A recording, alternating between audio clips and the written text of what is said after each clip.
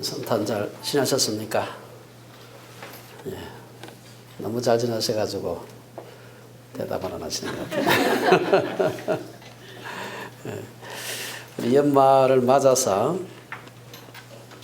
다른 설교를 할까 생각을 하다가 마침 우리가 계속해서 설교하고 있는 이 신명기 말씀이 연말 설교도 되겠다 하는 생각이 들어서 바꾸지 않고 그냥 우리 강의하던 대로 그냥 말씀을 드릴까 생각을 합니다. 우리가 아프리카나 혹은 동남아나 이렇게 여름에 특별히 여행을 할 때 예방주사를 맞습니다. 우리 어린이들 아프리카에 가는 사람들이 제일 많이 맞는 예방주사가 뭔지 아세요? 무슨 예방주사? 몰라요. 잘 몰라? 네, 뭐, 말라리아? 그렇지. 예, 말라리아 예방주사를 제일 많이 맞는데, 그래서 우리나라 사람들이 가게 되면은 말라리아 예방주사를 안 맞고 갔다가는 말라리아에 한번 걸리게 되면 아주 고생을 하고 때로는 그것 때문에 목숨을 잃기도 한답니다. 이 예방주사가 뭐냐 하면은 예방주사가 뭔지 아는 사람 있어요? 뭐지? 저요. 예. 예방주사가 뭘까? 그 병을요 예방하기 위해서 그렇지. 맞는 주사 같은 거요. 그렇지. 예방하기 위해서 맞는 주사를 예방주사라고 합니다. 맞아. 정답입니다. 사전에 나오는 얘기죠. 예방주사는 원래 그 병균을 좀 약하게 해가지고 이게 주사를 놔가지고 몸속에 들어가서 여기 약하니까 몸에 병을 일으키지는 못하고 병이 이제 들어오면 저런 병이 들어오면 내가 어떻게 싸워야 되겠다. 우리 몸에 이 항체를 만드는 거예요. 저항할 수 있는 힘을 기르는 것이 이 예방주사입니다. 그래서 실제로는 병균을 갖다가 우리 몸에 집어넣는데 좀 약하게 된 병균을 집어넣는 것입니다. 오늘 제가 왜 이 말씀 드리는가 하면은 하나님께서 이스라엘 백성들을 이제 가나안 땅으로 들어가게 하시기 전에 아주 중요한 예방주사를 2방을 놓는데 제가 생각할 때 그 예방주사 같아요. 첫 번째 예방주사는 뭔가 하면은 이제 가나안에 들어가려고 요단강을 건너서 가나안을 이제 들어가게 되면 전쟁을 굉장히 많이 해야 되는데 이 생전 전쟁을 안 해보다가 요단강 건너가지고 막 전쟁을 하게 되면은 이 백성들이 이스라엘 백성들이 그냥 오합지졸로 저 애굽에서 종살이 하다 나온 사람들인데 전쟁 막 하다가 다 도망가면 어떻게 되겠어요? 안 되죠. 그래서 이 요단강에 건너가지고 진짜 가나안 정복 전쟁을 하기 전에 미리 예방주사를 좀 놨는데 누구하고? 우리 지난번에 공부했지요?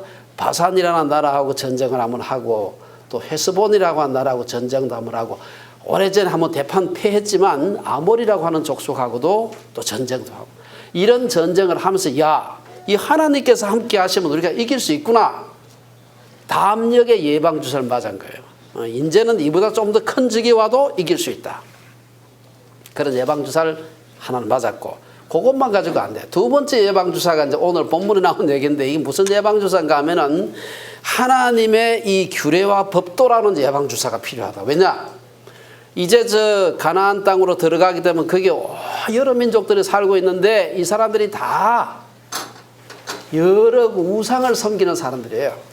다시 말해서 아주 영적으로 하나님께서 싫어하는 그러한 이 우상을 섬기는 사람들이 있는데 가서 정복을 해도 거기에 살아있는 사람들도 있고 하기 때문에 가다가는 이스라엘 사람들이 그 사람들에게 동화될 수 있겠다. 그 사람들의 그 우상 숭배에 빠져들 수 있겠다 싶어가지고 영적인 질병을 예방하기 위해서 하나님께서 이 요단강을 건너기 전에 이쪽에 있을 때 모세를 통해서 하나님께서 예방주사를 넣는데 하나님의 규례와 법도라는 예방주사를 넣는 것입니다. 그래서 저 요단강 건너가거든 절대로 그쪽에 있는 우상을 섬기는 그 영적인 질병에 감염되지 말라 하는 것이 오늘 본문의 얘기입니다. 그래서 오늘 이 2번째 예방주사에 행하는 영적인 규례와 법도 이것은 오늘 이제 우리가 며칠 있으면 또 새해를 맞게 되는데 올 한 해 조금 질병이 걸렸더라도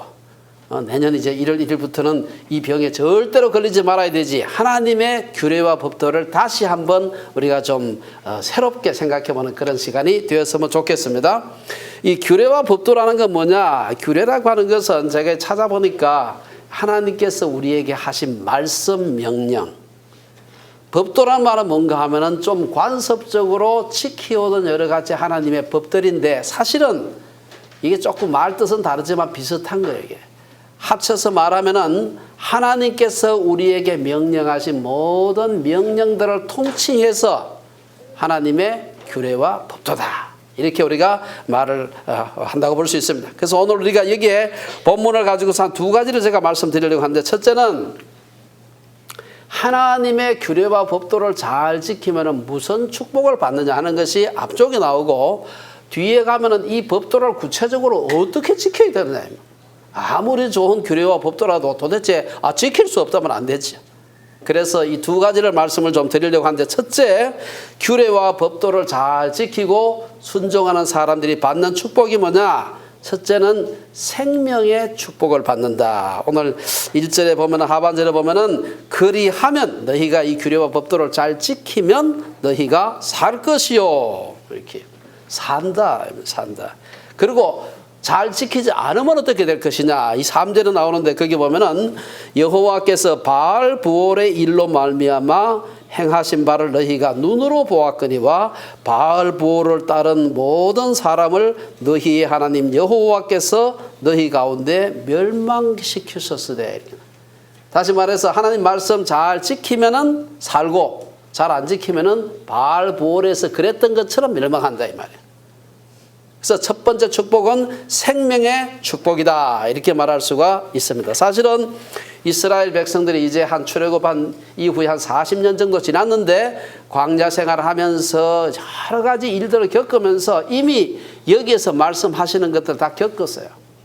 하나님 말씀 잘 지키면 살고, 안 지켰다간 대통령 당해가지고 수많은 사람들이 죽었던 경험을 여러 차례 이미 했는데, 이제 마지막으로, 이제 모세가 며칠 있으면 죽는 겁니다. 이제 마지막으로 유언을 이제 모세가 이미 얘기했지만, 실컷 겪었지만, 마지막으로 다시 얘기를 하는데, 지키면 살고 안 지키면 죽는다. 얼마나 단순합니까? 이걸 이미 겪은 사람들을 놓고서 지금 다시 리마인드 해주는 것입니다. 우리가 잘 알다시피 출애굽기 32장에 보면은 이스라엘 백성들이요, 모세가 시내산에 율법을 받으러 올라갔을 때 불과 사실 몇 년 간 것도 아니고 불과 한 몇십 일 갔는데, 그 올라가 있는 동안에 이스라엘 백성들이 막 우상을 섬겼습니다.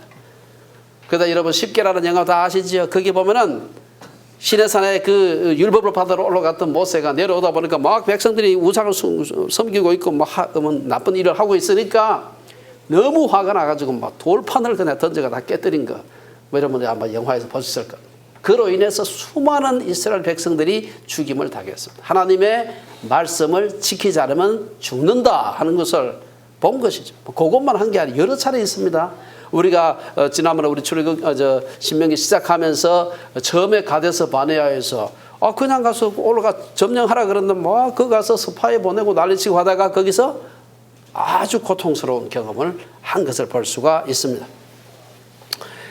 그렇지만 하나님의 약속을 신뢰했던 여호수아와 갈렙은 그 많은 사람들이 다 죽는데, 모세까지도 죽는데, 이 두 사람은 안 죽고 가나안 땅에 들어가는 축복을 받았는데, 왜 받았습니까? 그런 축복을 하나님 말씀 잘 지켰기 때문에 들어간 거예요.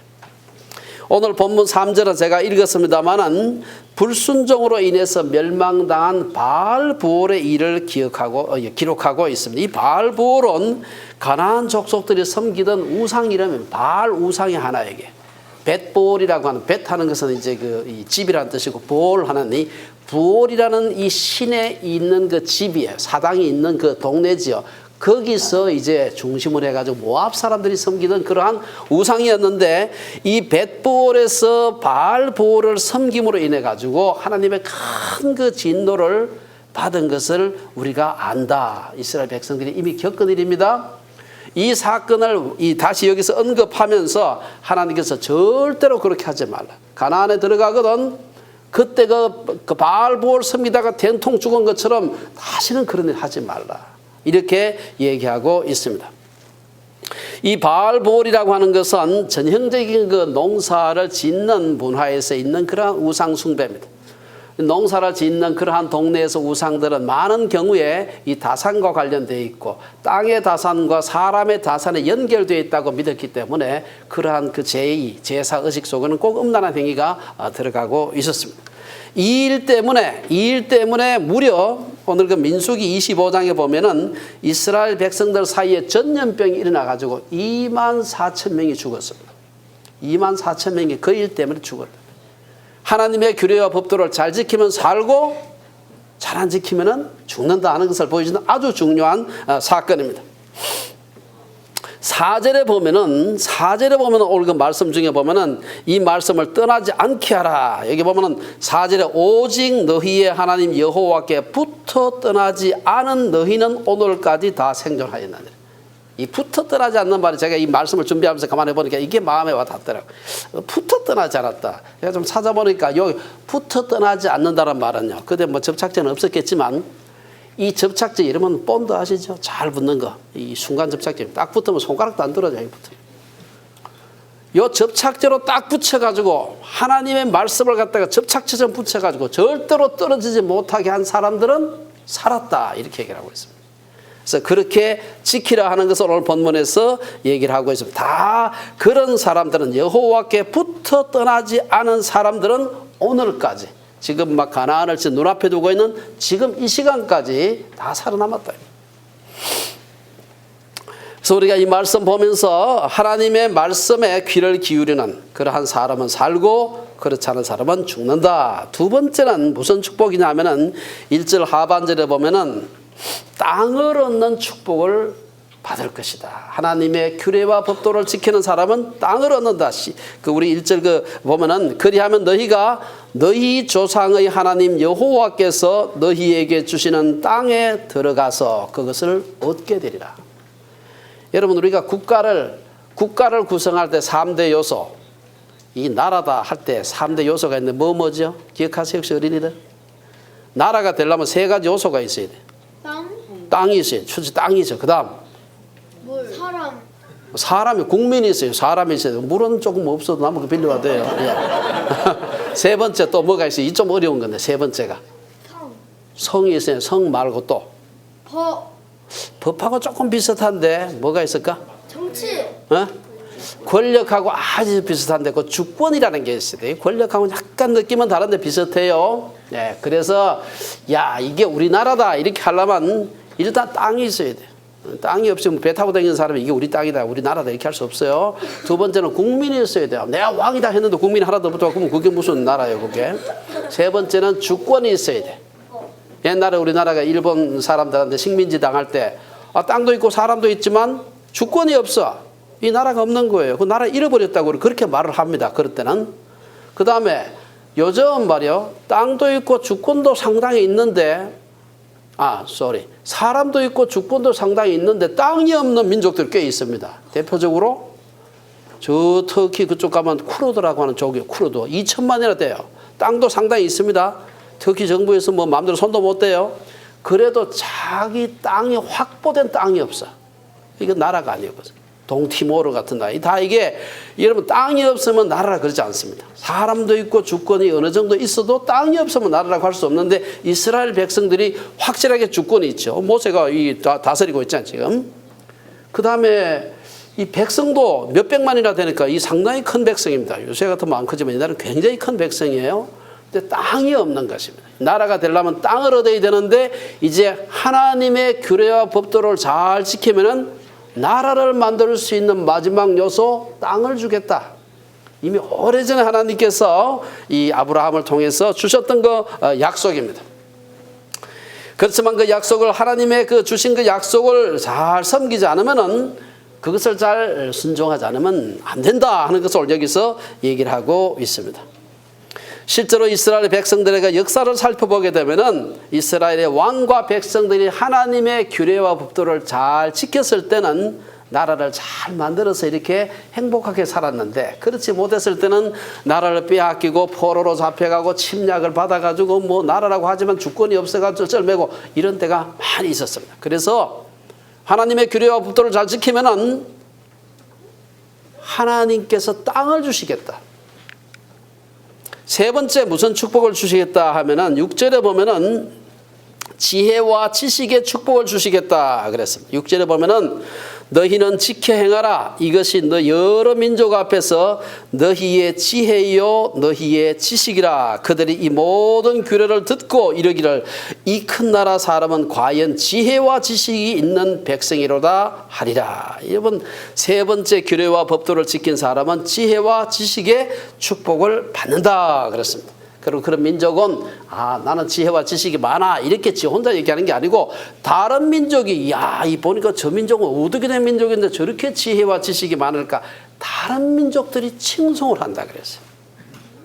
마치 한국 사람 어떻게 저렇게 드라마 잘 만들까 마찬가지로 어떻게 저 민족은 저렇게 지혜와 지식이 많을까 이런 칭송을 한다. 이것은 민족적 차원에서뿐 아니라 개인적으로 저는 그렇다고 믿습니다.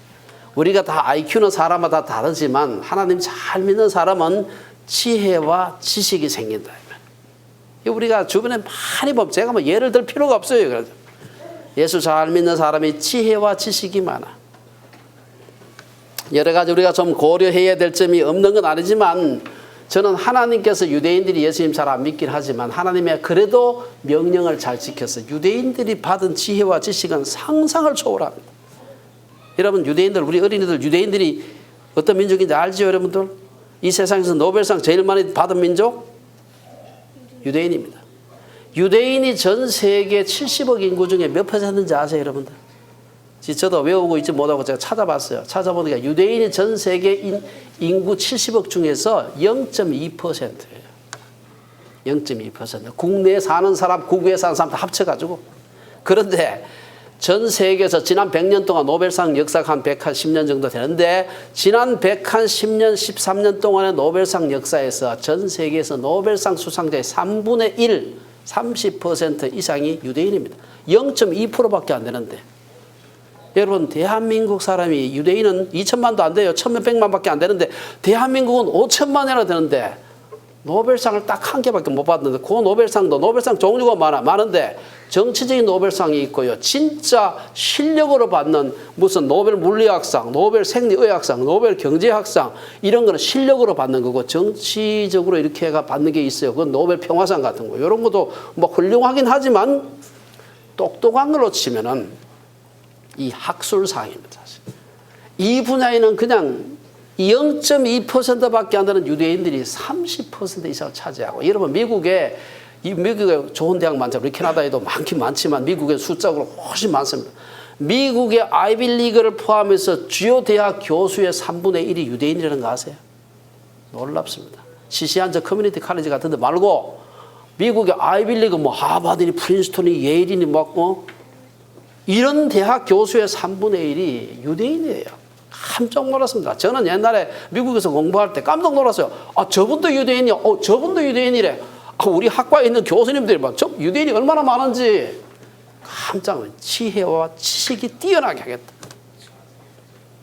여러분 놀랍지 않습니까? 0.2% 이건 도대체 설명할 방법이 없어요. 유대인들 한 사람 한 사람 놓고 IQ 검사해 보세요. 우리하고 비슷합니다. 근데 어떻게 저렇게 지혜와 지식이 많겠나요? 하나님의 법도와 규례를 지키는 사람에게 지혜와 지식의 축복을 주겠다. 네 번째 하나님이 약속한 축복인데 7절 8절에 보면은 큰 나라의 축복을 주겠다. 이 참 놀라운 얘기입니다. 7절에 보면은 우리 하나님 여호와께서 우리가 그에게 기도할 때마다 우리에게 가까이 하심과 같이 그 신이 가까이 함을 얻은 큰 나라가 어디 있느냐. 오늘 내가 너희에게 선포하는 이 율법과 같이 그 규례와 법도가 공의로운 큰 나라가 어디 있느냐. 여러분이 정말 하나님의 규례와 법도를 잘 지킨 나라, 그 나라는 하나님을 가까이 하는 나라는 큰 나라의 축복을 받는다. 여러분 큰 나라라고 하는 것은 우리 미국이나 캐나다처럼 땅덩어리 큰 나라도 큰 나라지만 사실은 진짜 큰 나라는 세계적으로 큰 영향을 미치는 나라들입니다. 이건 땅이 별로 안 커도 굉장히 영향을 많이 미치는 그런 나라들이 있습니다. 물론 큰 나라가 영향이 큰 나라인 경우가 많지만 예를 들어서 우리 유럽의 무슨 네덜란드라든지 우리 뭡니까 스위스라든지 조그만 나라인데 세계적인 영향력이 굉장히 큰 나라들입니다. 그럼 여러분들이 하나님 잘 안 믿고 해도 영향력 큰 사람 나라 있잖아요. 일본 같은 나라. 제가 근데 일본을 한 20번 정도 댕겨보고 느낀 것은 일본은 절대로 큰 나라가 아니다. 땅덩어리만 커요. 사람만 많고. 별로 영향력이 없어. 거기 가서 야, 이 나라 우리도 이런 나라 좀 됐으면 좋겠다. 그런 마음이 하나도 안 들어. 여러분 스위스 가면은 야, 나라는 작지만 우리나라도 좀 이런 나라 좀 됐으면 얼마나 좋을까. 그런 생각이 솔직히 듭니다. 네덜란드 가도 그런 생각 들어요. 독일 가도 그 생각 좀 골치는 아프지만 독일도 괜찮다 싶은 생각이 드는데 일본 가면은 아휴, 이런 나라 만들면 안 되겠구나. 그 생각이 듭니다. 여러분 보통 때 동경이라든지 또 오사카 같은 큰 도시 대도시 아침에 출근하는 사람들 사거리에 서가지고 얼굴 한번 보세요. 얼굴이 어떤지. 나는 불행함 쏘고 당해요 사실은요. 왜 그런 나라를 만듭니까? 얼굴이 다 우거지상이에요. 우거지상. 하나님 섬기지 않게 되고 법도 하나님의 법도와 규례를 무시하고요 살면은 그 나라는 땅덩어리는 클지 모르지만 별로 존경받지 못하는 나라가 존경을 받아야 영향력이 있지 않겠습니까? 그래서 우리가 7절에서 우리가 주목할 말씀은 우리가 그에게 기도할 때마다 우리에게 가까이 하심과 같이. 제가 참 이 말씀 보면서 마음이 찡하더라고요. 기도할 때마다 하나님께서 우리 가까이 계신다. 야, 여러분 기도할 때 그런 소원 안 가지고 있습니까? 내가 기도하는데 나 혼자 허공이 되고 내 혼자 중얼중얼 하고 있다. 이거 하고 내가 기도할 때 한마디 한마디를 이 우주를 창조하신 하나님께서 바로 옆에서 듣고 계신다. 이건 느낌 정도가 아니지. 이 다른 거예요, 이거는. 여러분 잘 아는 그 프란시스 셰프라고 하는 유명한 그 미국 그 우리 목사님이 계셨는데 이분이 거기 계시는 하나님, 거기 계시며 말씀하시는 하나님 이런 책을 썼어요. 하나님이 어떤 분인가, 하나님에 대한 인식론적인 그런 측면을 쓴 책인데 내가 불러도 대답 없는 엘리야하고 막 대결했던 그 바알 선지자들이 불러도 대답을 안 해. 불러도 대답 없는 이름이요. 뭐 시에 나오는 얘기 아닙니까?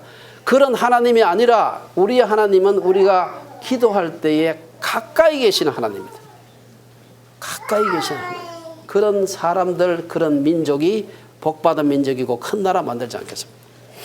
어떻게 그러면 순종을 할 수 있을까? 규례와 법도를 순종하는 법이 나머지 구절에 쭉 나오고 있는데 첫째는 2절에 보면은 가감없이 규례와 법도를 지켜야 된다. 2절에 보면 내가 너희에게 명령하는 말을 너희는 뭐 하지 말고? 가감하지 말고 내가 너희에게 내리는 너희 하나님 여호와의 명령을 지키라.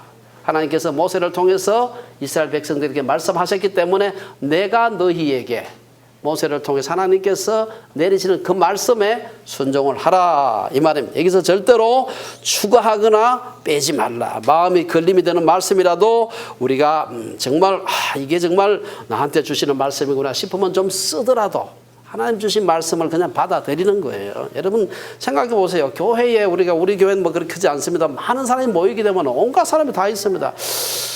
야, 이게 좀 부자들한테 좀 걸림이 되는 설교를 이 성경에 분명히 있는데 그 말 하면 되겠나 싶어서 설교를 빼는 거예요. 이것도 동성애자가 있을지 뭐 동성애 또 나쁘다고 얘기할 수 있겠나 싶어 그 말 빼는 거예요, 그냥. 이게 뭐 이런저런 좀 걸림이 되는 사람이 없겠나 싶어서 이 말씀 빼고 저 말씀 빼고 하다 보면 설교할 말씀이 나머지는 뭐밖에 없어요? 엔터테인먼트밖에 없어요. 개그밖에 안 남아요. 설교 실컷 들을 때 실컷 웃고 배꼽 잡고 배가 빠졌나 싶어서 검사하다 보면 설교 시간 다 끝나는 겁니다. 중요한 것은 더 문제가 되는 건 뭐냐? 그런 설교를 쫓아다니는 사람이 많다는 사실. 이 제가 기가 막힙니다. 제가 얼마나 많은 사람 설교 들어봅니까? 제가. 옛날에 그렇게 많이 안 들어봐요. 요새 많이 들어봅니다. 하나님 말씀을 가감없이 우리가 순종하겠다고 하는 것이 필요합니다. 두 번째는 하나님 말씀을 규례와 법도를 지킬 때 마음을 지키는 게 필요해요. 9절 10절에 보면 뭐라고 얘기합니까? 오직 너는 스스로 삼가면 내 마음을 힘써 지키라. 그리하여 네가 눈으로 본 그 일을 잊어버리지 말라. 내가 생존하는 날 동안에 그 일들이 내 마음에서 떠나지 않도록 조심하라. 너는 그 일들을 내 아들들과 내 손자들에게 알게 하라. 우리의 마음을 지키라. 우리의 마음을 지킨다는 말은 무슨 말입니까? 지킨다는 말은 이 원래 자체가 이게 울타리를 쳐가지고 절대로 이게 잘못된 게 들어오지 못하게 하라 그런 뜻입니다. 우리 마음의 울타리를 쳐가지고 쓰잘데없는 게 들어오지 못하게 하라 이 말입니다. 그렇게 하려면 오늘 본문에서 한 3가지를 얘기하는데 그렇게 하려면 첫째는 눈으로 본 일을 잊지 말라. 9절 그 중반에 보면은 네가 눈으로 본 그 일을 잊어버리지 말라. 여러분 사람들이 눈으로 보고 생생하게 막 평생 안 잊어버릴 것 같은데 현장 떠나서 2년 3년만 지나면 잊어버립니다. 그래가지고 뭡니까 이게 이 메모가 필요해요. 똑똑한 기억력보다 제가 늘 얘기하죠. 똑똑한 기억력보다 더 중요한 더 좋은 게 뭐예요? 적어놓는 희미한 잉크다 이 말이에요. 희미한 잉크. 희미한 잉크로 적어놓는 게 지 기억력이 내가 기억력 무지하게 좋다 누구처럼. 그래도 소용이 없어요. 몇 년 지나면 희미해집니다. 마치 그 뭡니까 컬러풀한 그 사진이 시간 지나면서 빛바래가지고 흑백 사진으로 희미하게 변해져. 그처럼 우리의 마음속에서 변하는 것입니다. 두 번째는 이 마음에서 떠나지 않게 돼. 이 그 9절에 보면은 그 일들을 내 마음에서 떠나지 않도록 조심하라. 이 말은 무슨 말이에요? 조심하지 않으면은 마음에서 떠난다는 얘기입니다. 그냥 기억에서만 사라지는 게 아니 마음에서 없어지는데 그걸 굉장히 조심하라. 우리가 자칫 조심하지 않으면 하나님의 규례와 법도들이 우리의 마음에서 떠날 수 있음을 시사함. 세 번째로 9절과 그 하반절에서 10절까지 보면은 하나님의 규례를 잘 지키려면 자녀들에게 가르치라. 아이들에게만 가르치지 말고 손자한테도 가르치라고 나와요. 너는 그 일들을 내 아들들과 내 손자들에게 알게 하라. 자기만 여호와의 행하신 일을 알 뿐 아니라 여호와의 말씀 규례를 자손들에게 대대에 이르도록 가르치라. 이는 말씀을 어릴 때부터 아이들에게 가르치라는 것입니다. 우리가 여러분 다 어린아이들 키우고 있습니다만은 아이들 조금만 커보세요. 아이들이 처음에 태어났을 때는 말랑말랑한데 흙 같아가지고 엄마 아빠가 마음대로 만들 수 있어. 이렇게도 머리 모양도 곰배로 만들 수도 있고 뭐 이렇게 만들 수도 있는데 문제는 이게 조금만 굳으면은 앞만 옆으로 눕혀놔도 애가 곰배가 안 됩니다. 이게 마찬가지예요. 아이들이 크면서 이게 딱딱해지기 전에 여러분 진흙도 처음에는 말랑말랑하지만 한참 놔두면 굳어요. 이게 굳으면 그 다음에는 굳은 진흙 덩어리를 만들어가면 깨집니다. 그다음. 사춘기 지나고 뭐 이래 되면 그때부터는 만들고 싶어도 안 돼. 지가 지금 어이구 뭐 엄마만 뭐 생각이 나도 있는데 하면서 그 말 안 들어요. 그때부터는 가정교육이 되기가 아주 어렵습니다. 그래서 어릴 때부터 아이들 가정예배 함께 드리고요. 주일학교 보내고 하지 않으면은 나중에 자꾸 딴지 걸고 말 안 듣습니다. 그래서 어릴 때부터 하나님의 규례와 법도를 가르치는 게 필요하다. 세 번째.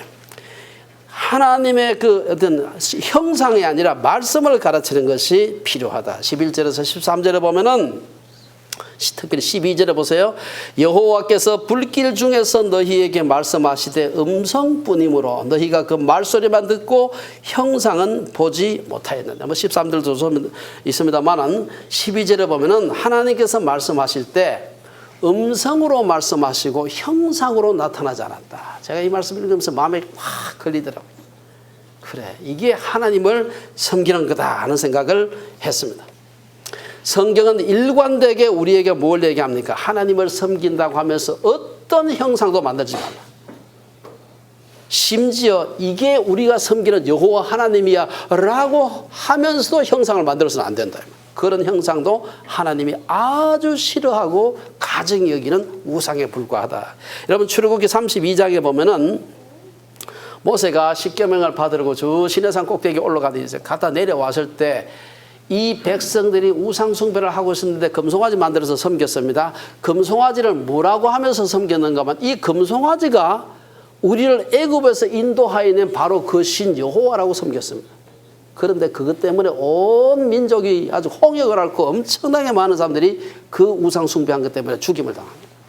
여호와 하나님이라고 해놓고 이 형상을 만들어 놨는데 그것 때문에 그렇게 죽임을 당했다 하는 걸 알아야 됩니다.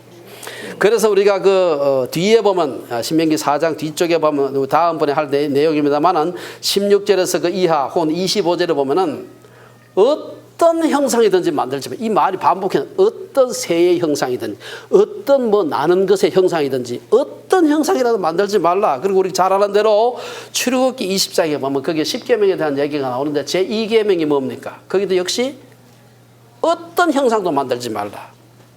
이 말씀은 우리에게 아주 중요한 신앙의 핵심을 말해주고 있습니다. 무엇이든 우리의 눈으로 보이도록 형상화시키면 그때부터 그건 하나님과 원수가 된다는 것입니다. 사실 우리 기독교 역사가 얼마나 깁니까? 유대교 역사까지 합치면은 지금 수천 년의 인류 역사 이래로 이 우리 교회가 있어 왔는데 얼마나 이 우상화할 수 있는 그런 눈에 보일 수 있는 형상화시킬 수 있는 게 많습니까?